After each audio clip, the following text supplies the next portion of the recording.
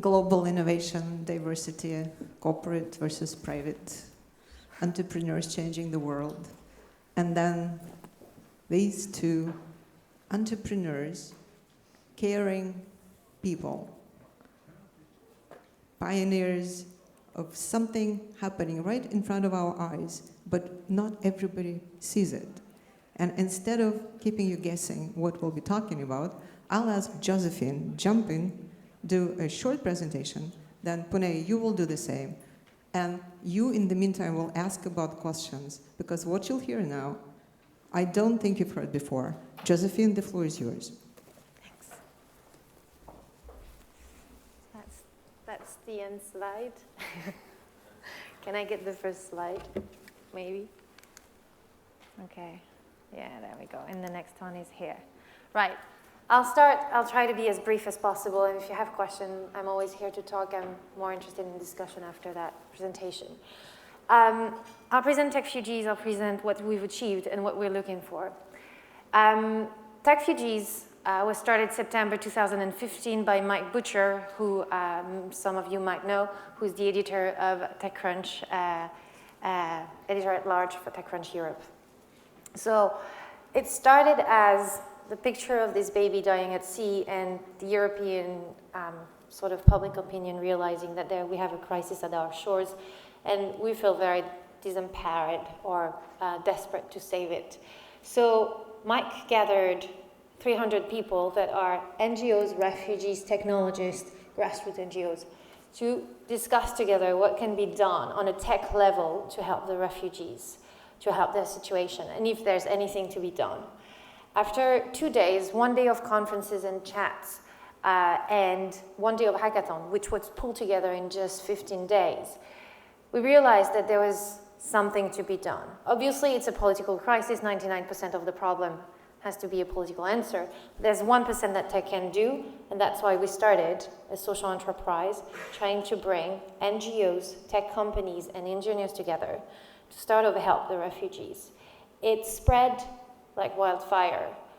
We did that conference, and the day after, Oslo, Poland, and Melbourne called us. We want to do Techfugees in our location. So we got interest from all these places around the world, and after 9 months, so 9 months in now in May, we have 27 chapters. That means local volunteers on the ground trying to bring NGOs, actually bringing NGOs, tech companies, and engineers together to develop technology that will help the refugees. Techfugees' mission is to coordinate the international tech community's response to the needs of asylum seekers and refugees.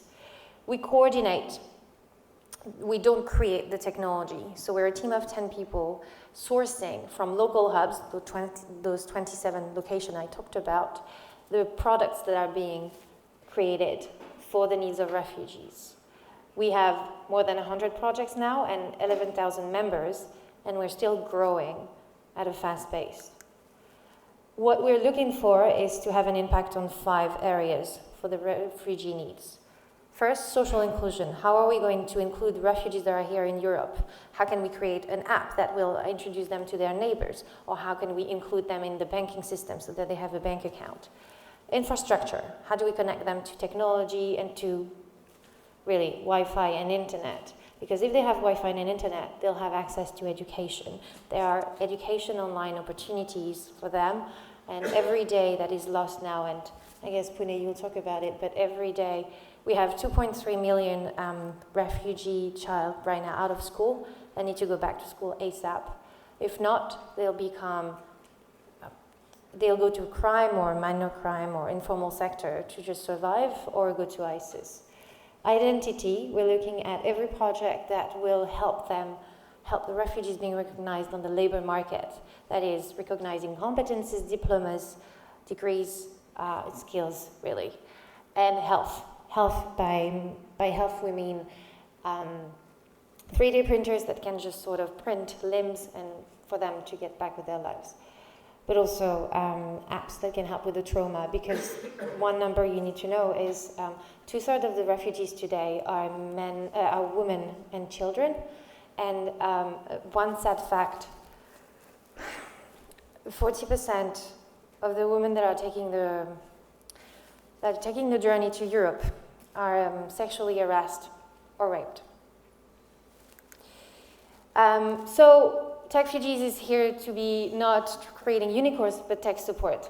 So we think that technology can scale. That's why we think we have an important, and tech has an important role to play here to help the humanitarian sector respond to that crisis.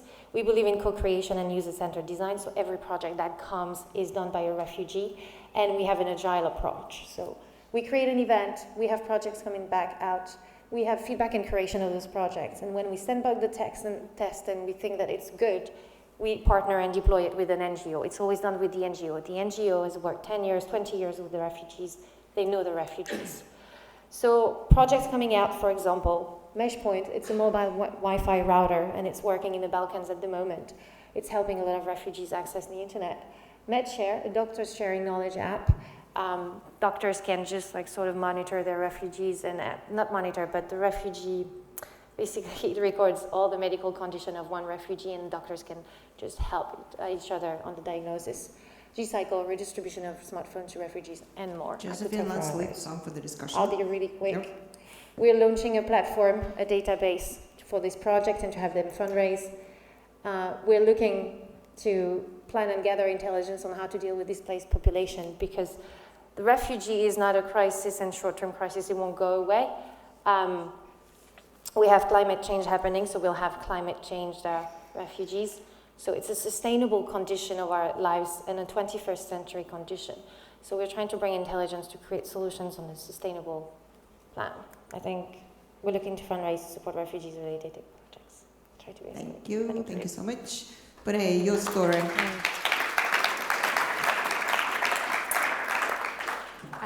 Was my mic on? Yes. Okay. First of all, I just want to say how happy I am to be here, especially with you two amazing women in the world. My name's Puneh. I'm the founder of For the Unseen, which is a not-for-profit organization located in California. Real brief, in about a sentence or two, I snuck into Syria by foot 4 times in 2013. I felt called to go see it firsthand. I snuck in quite a bit of money with me inside. And upon having been inside a war zone and a bomb falling quite near me, I realized I wanted to serve the unseen people globally for the rest of my life. And that's why I'm sitting here today. After those immediate need trips, I ended up helping start a refugee school for Syrian refugee children in Tripoli, Lebanon. I was just there last week again. The school originally started with 350 kids, young children, some of which have not ever been in school. Now there's over 2,000, and we're using 2 different Lebanese school properties, which are quite expensive to rent after hours. If you'd like to hear more about that, please approach me. I'm summing it up because we have very little time and a lot to talk about. There is a video that I have, a small trailer of the school, if you'd like to see it. If you could go ahead and start that. She's 7 years old, and her dad died in Syria. Oh, thank you. Now, do you know where we are? Why we're talking to this group? This is corporate venture capital. Nothing to do with charity. Oh, some of you, of course, support them. But what you are suggesting is not charity. Would you like to take a minute and share with the group why you chose this audience to share your life passion, to share your vision? Why this group? Just go first. Oh, come on, Puneh, go. Well, first of all, this group, I didn't choose this group, it was chosen for me, and I'm greatly honored to be here. I spoke at Sasha's conference 2 months ago and was deeply elated to see that the corporate venture capitalist world was actually interested in my work. I was quite surprised, I won't lie. The reason why the work I'm doing I feel is incredibly important in the world is these children, especially, I don't know if you know, statistically there's about 20 million refugees worldwide, and about 13 million, in fact, are Syrians. 7 million of those 13 are internally displaced, and then the rest are spread out to nearby countries. Not only are they being treated poorly in these surrounding countries, but they have very little ability to survive. The children are especially important because the psychological trauma that these children have endured, having been inside a war zone, is I don't have enough time to express how bad it is. Just last week, a 4-year-old was drawing, and she was drawing bombs and missiles and blood.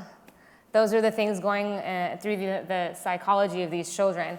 And all I can think is these children are going to be the next generation in this world. And if that's what's going to rule this world is not going in the right direction. So that's why it's important for all of us globally to, regardless of our position in the world, to focus on children and make sure that they are getting education, they get tech so that they can expand their minds on a multitude of levels, and you could explain more why tech would support them on a on a grander scale. To answer your question and to answer your question too. Why I'm talking here today is because we're fundraising. No, more that's seriously. straightforward. There we go. No, I've worked in the last 4 years in technology and immigration, so I know the numbers. I know the number of migrants, I know the number of refugee, of illegal immigrants, and I know the monies being put in there.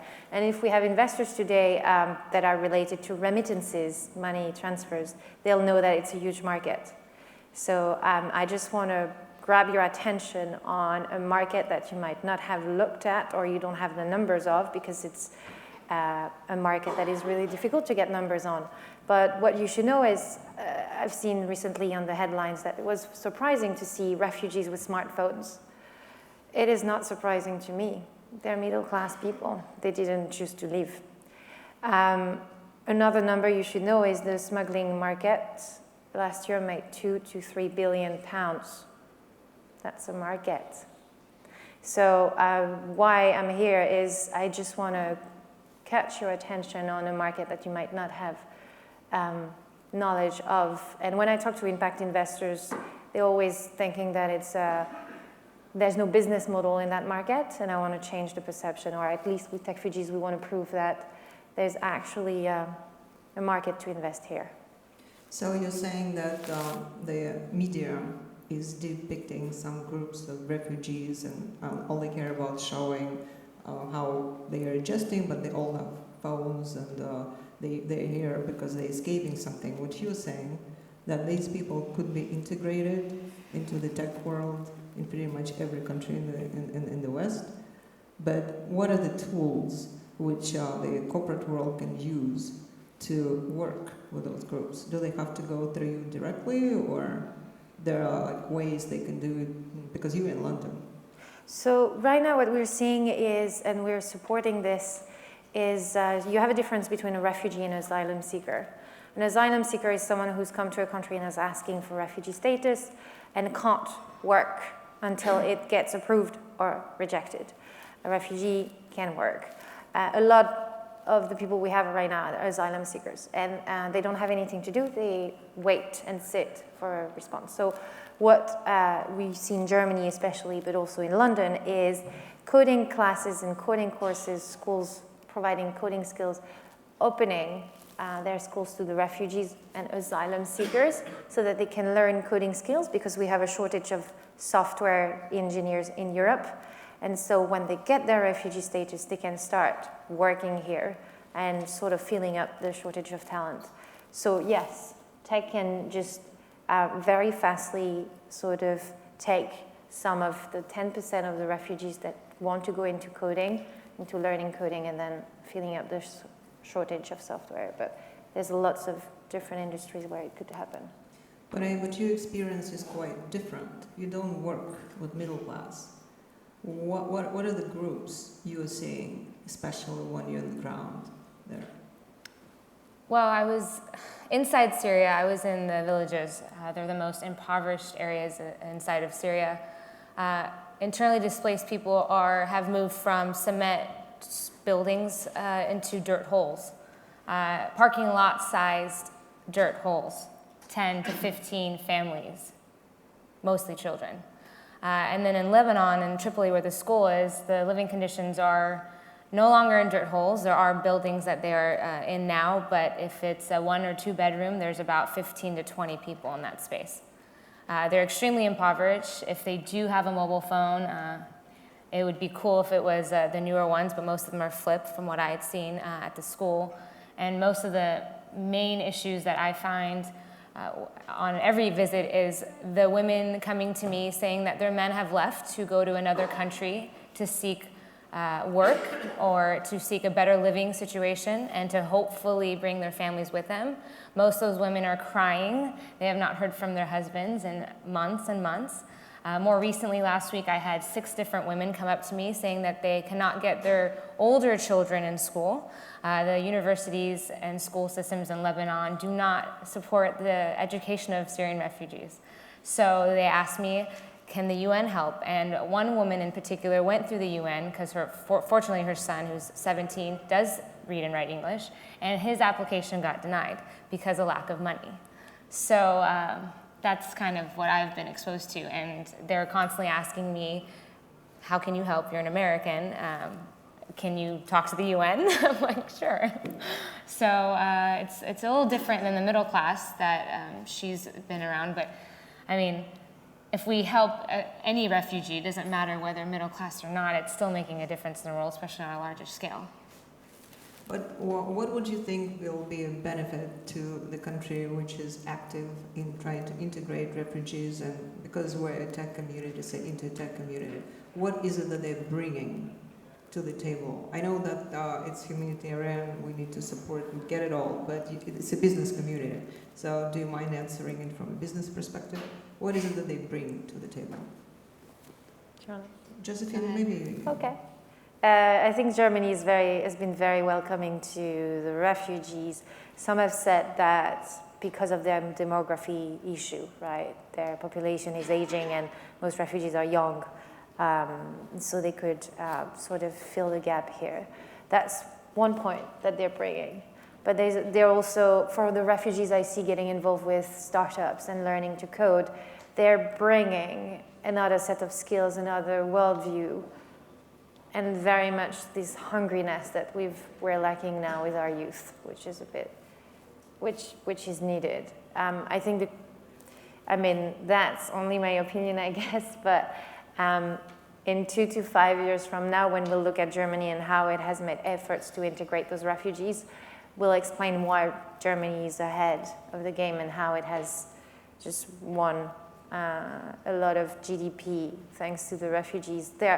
I'm not going to put out the data here, but there's a lot of studies that show that integrated, the refugees are a resource and are an economic benefit. Not integrated, they're a burden. And then it's a long-term burden that will cause crime, will cause what we see in Cologne, which was made by non-integrated migrants and not refugees. So there's no choice. We have to integrate them if we want to make it a win-win situation. That's my view. Couldn't have said it better myself. No, that was great. Yeah, but also your point about children, our next generation. And if we don't educate those children using the Western standards, right, we don't want to think where they will go and who will be educating them, which might not be beneficial to the current society. We have 5 minutes left. Do we have questions from the audience? Okay, while you think of your questions, I see somebody? No? Yes. Claudia. So your fundraising, are you looking at corporate venture to potentially be part of your LP in your fund? I mean, what really exactly do you think that this audience can help you achieve what you're trying to do? We're looking for now for donations. Donation, not Yeah. fundraising. Not fundraising. Got it. Yeah. Thank you. Yeah. Same. Same thing? Donations, absolutely. Okay. But didn't you say in our previous conversation that you're thinking of having a fund Yeah. which will work? So we think that with the expertise we can bring from the database we'll build and launch next month, we can become that intelligence on like how to invest in projects that are sustainable. And at that point, we'll make that decision on fundraising really and looking for corporate venture capital. But until we get that database out, I don't want to just jump steps. Or just get ready. That's right. You'll let them know when you're ready. Any more questions? Yes, please. I don't know if either one of you, I'm not sure if Hello. Either one of you thought about crowdsourcing as a way to fundraise for yourself? Have you ever tried? There's a great startup company, as a matter of fact, great young woman entrepreneurs such as yourself in the social impact space. Company like goodworld.me that President Obama just visited, allow you to do a lot of social impact fundraising through the crowdsourcing platform. I would think, something like that, but targeted at a certain segment of the community, such as ours, will be a good way for you to put your story out and make that something that people can have access and easily donate to your causes. Definitely. Thanks Thank for the you. suggestion. And Thank you very yes, much. we're looking at this. I mean, yes, it's one of the steps. We want to make this sustainable. That's really, I'm thinking long term here. But it's also quite new. You started, Yeah. what, 9 months ago? We started 9 months ago and we got exponential growth. Like there's momentum. People in the tech sector want to get involved. I think a lot of people feel desperate. The humanitarian sector is overwhelmed, but a lot of people think, what can I do on an individual basis to contribute to that? And it has a lot of resonance in the tech sector where technologies have been created that could be applied to the refugees that we just need to connect together. So there has been solutions to provide Wi-Fi in desertic places. So we can do it in a camp. There's especially the white space TV white space technology, if you know about, which provides Wi-Fi for 10 to 20 kilometers that could be applied in that situation. We're about bridging the links, so really coordinating and not duplicating projects, because there's a fragmentation on the market at the moment that we're trying to help fix. When it comes to donations, it's understandable. Definitely, both organizations need financial help. But what about people willing to donate their time, their expertise? Is there a way for them to reach out to you, Puneh? And how would you suggest the audience follows up with you? We have 1 minute left. What are the most efficient ways for people who want to help to reach out to you? I'm here.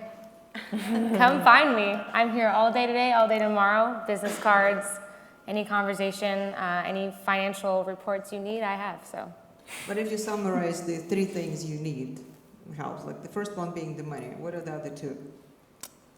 Money and money. No, I'm just kidding. Okay. At the school, if I were to focus strictly on the Syrian refugee school in Lebanon, a lot more tech support.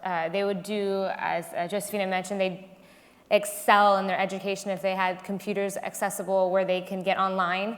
There's a lot of free resources online to learn English, for example. Some of the English teachers at the school, their English is at a very intermediate level. So being able to connect to other Americans, there's actually a small community that teaches English online to Arabic Syrian refugees. If they had those computers and some Wi-Fi, good Wi-Fi, they would be able to excel and potentially even triple their educational space outside of the school. So technology would be the second thing I would suggest. And then third, better housing and living situations would be the next thing, or figuring out ways for them to, especially the older youth. There are lots of youth that are just kind of stuck in between that school and figuring out ways to make money for their families, but rather they're very, very, very hardworking. So they would, if they could go to other countries and whatnot. So you guys are still both here, so you know how to find them. And thank you so much for everything you've been doing. You're brave, you're very much needed, and we're here to support you. Thank you. Thank you. Thank you.